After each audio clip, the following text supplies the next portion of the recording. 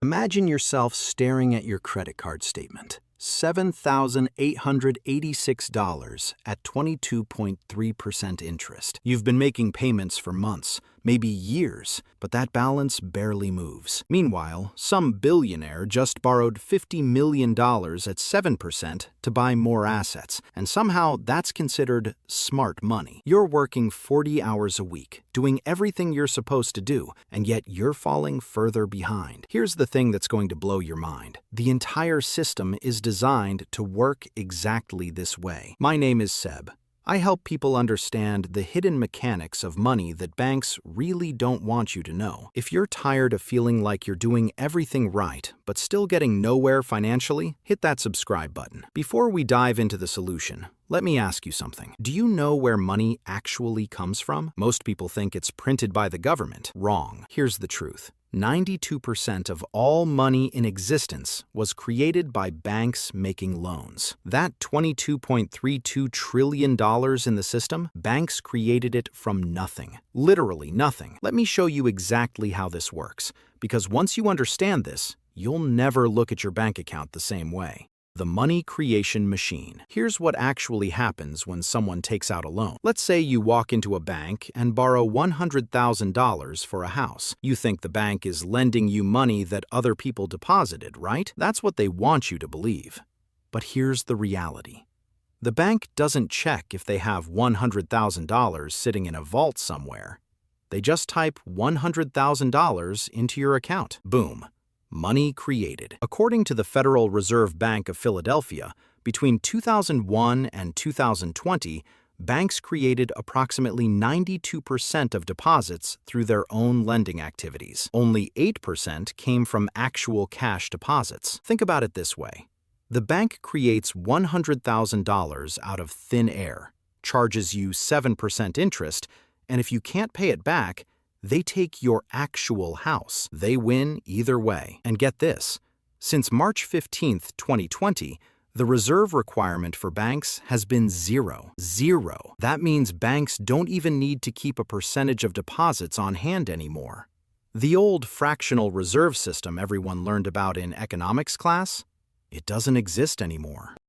Why the system needs you in debt. Now here's where it gets really interesting. Remember that $100,000 the bank created? They created the principal. But here's what nobody talks about. They didn't create the interest. That $7,000 you owe in interest every year at 7%, that money has to come from somewhere else in the economy. Let me paint you a picture. Imagine every dollar in existence represents someone's debt. The total money supply right now is $22.32 trillion. The monetary base, actual money the Fed created, is only $5.30 trillion.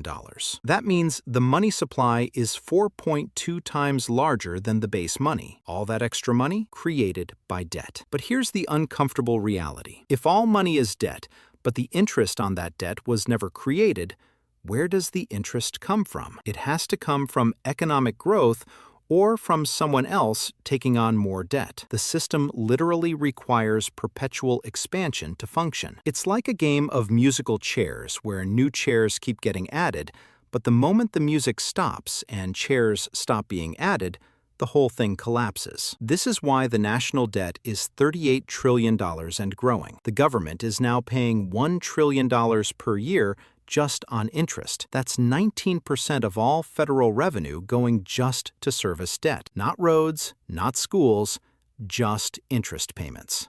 How the wealthy play the game. Here's what the rich figured out that nobody teaches you. They use something called the buy, borrow, die strategy, and it's completely legal. Step 1. Buy appreciating assets, stocks, real estate, businesses, things that go up in value over time. Step 2. Borrow against those assets using something called a securities-backed line of. Here's the genius part. When you borrow money, it's not considered income, so it's completely tax-free. The wealthy can borrow at 6% to 8% interest against their stock portfolio, get cash to live on, and never pay capital gains taxes. Step 3. Die. When they pass away, their heirs get what's called a stepped-up cost basis, which erases all the unrealized capital gains. The loans get paid off from the estate, and the family keeps everything else. having avoided taxes the entire time. Meanwhile, what's the average person doing? Financing depreciating assets on credit cards at 22.3% interest. That new phone, those clothes, that vacation, all losing value the second you buy them, all costing you double when you factor in the interest. The math is brutal. Let's say you have that average credit card balance of $7,886 at 22.3% APR. If you only make minimum payments, you'll spend 170 months paying it off and fork over $6,491 in interest. You'll pay nearly double what you originally borrowed. And for what? Stuff that's already in a landfill or worthless.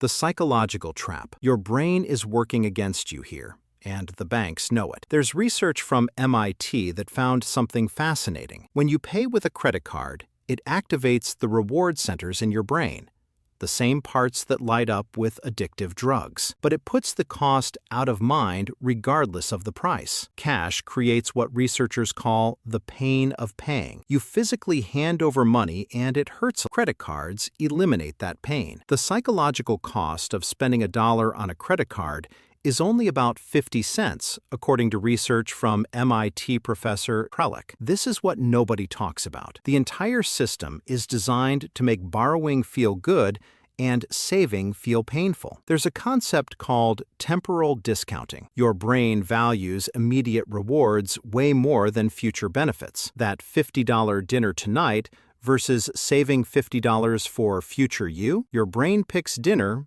every single time. But here's the thing. The wealthy have figured out how to make temporal discounting work for them instead of against them. They borrow for immediate assets that appreciate, not immediate consumption that depreciates.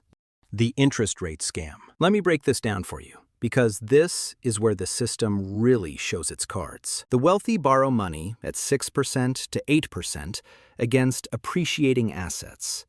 Regular people with decent credit pay around 7% on mortgages or 10% on car loans. But if you're struggling financially, credit card companies charge you 22.3% on average, sometimes up to 30% or more. Think about it this way. The people who need money the least get charged the least. The people who need money the most get charged the most. It's designed to keep poor people poor and rich people rich, and it works. The Federal Reserve reports that household debt hit $18.59 trillion in Q3 2025, an all-time record. Credit card debt alone is $1.23 trillion.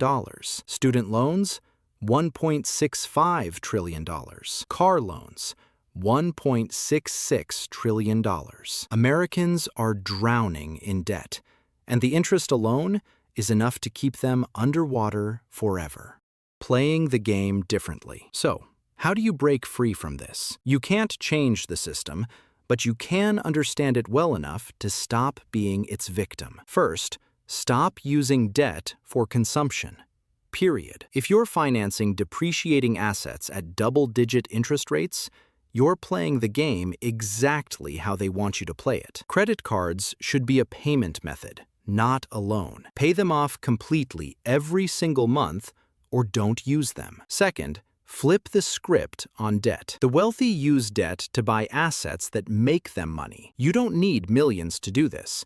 You can start with a 401k that's 50% funded by your employer's match. That's an immediate 50% to 100% return, better than any investment you'll ever find. Max that out before you do literally anything else with your money. Third, understand that every dollar you pay in interest is a dollar working for someone else. That $7,886 average credit card balance at 22.3%, that's $1,761 per year in interest. Take that $1,761, put it toward the principal instead, and you've just saved yourself years of payments. The system runs on your financial illiteracy. The moment you understand how money is created, how debt works, and why the wealthy borrow differently than you do, you stop being an easy target. Look, Here's the bottom line. Money isn't backed by gold or anything physical. It's backed by debt